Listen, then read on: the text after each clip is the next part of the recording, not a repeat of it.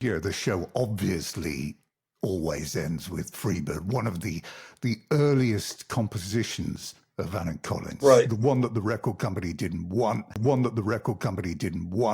didn't want it on the album. People didn't think anybody would play it due to its length, but it's just one hell of a sign-off. There are very few bands that have this conclusion to a show where you finish on such a massive... Well, it goes to show you what record companies know.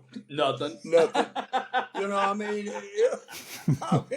always got a kick out of an A&R guy, who says, "Oh, well, this is not a song, and I don't like this or whatever." I'm like, "How many instruments do you play?" Yeah, I mean, what a miscalculation, and they're right there. In essence, is a true Freebird is really a true love song. Yeah, that's one of the love songs. Yeah. There's only about two. I Need You. Yeah, and Freebird. Really is as far as lyrics go. Wasn't it Al Cooper that insisted you put the organ? Yeah, I believe so. Al, the you know front what? end? Al was great for Skynyrd.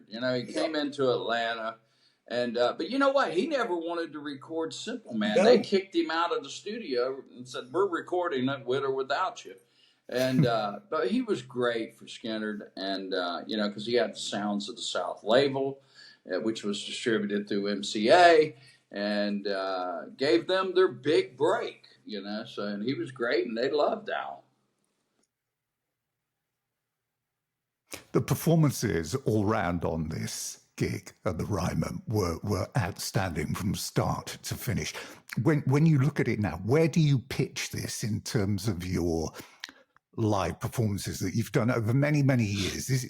Was there a feeling that it was one of the best? I don't know. We've done so many live things but it's the moment in time to me, and the guests that came, and the friendship and the audience. The Ryman's very small, and it was built for an acoustic guitar and somebody singing country music.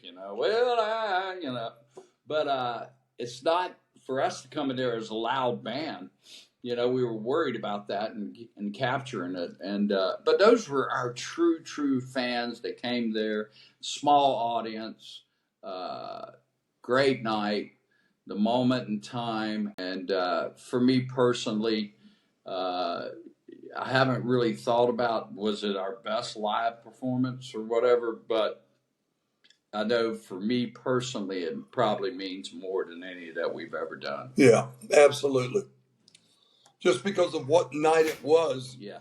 And with Gary being there, it was probably and Dale was there, his daughter was there, Mary. It was an interesting night, and when things like that are happening, I don't think you soak it in, but then after the moment, you go, wow, and this is one of those wows. As we know, Gary passed away months later, but in those last exchanges over that time, he made it clear, I want our music to endure. This is after you suggested packing it in and finishing it, and his message is very simple. It's just, you got to keep playing the songs. Yeah, he called me and he told Rickey the same thing.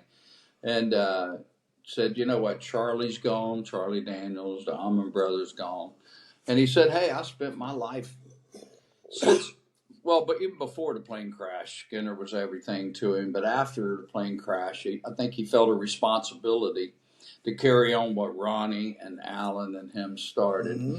And he said, you know what, I don't want to see this music go away. And for me, myself, Rickey was there in the early days. Mm-hmm. I've been here almost 40 years. It seems like 40 seconds. And for him to say that to me, I knew that after he passed, and also what Dale said about going and playing that gig, that it was the right thing to do. And you know what? I seen some fan the other night, and he came up, and it was we were in Italy, and he said, "Thank you so much for keeping this going, because I've never seen the band live, and tonight I have my dream come true." Yeah. What a great thing! What a great thing!